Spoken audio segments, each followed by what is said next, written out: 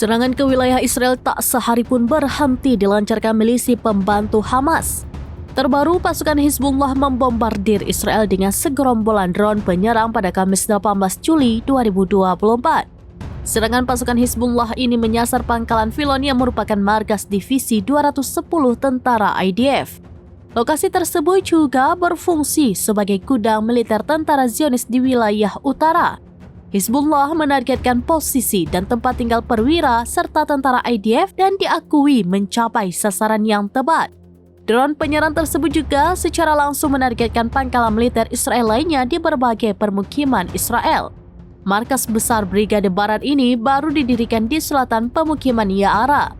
Hizbullah juga melaporkan beberapa operasi terhadap lokasi dan penempatan tentara musuh Israel di perbatasan Lebanon-Palestina. 60.000 warga Israel di kota utara Naharia bergegas ke tempat perlindungan untuk menghindari rudal Hizbullah pada Kamis 18 Juli 2024. Mereka merasa ketakutan atas serangan kelompok bersenjata Lebanon itu.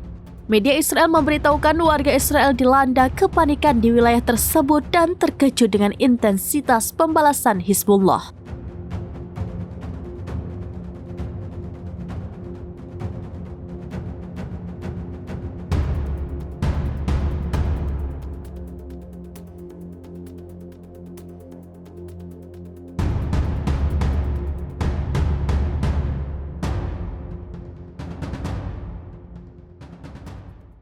Download Tribun X sekarang, menghadirkan lokal menjadi Indonesia.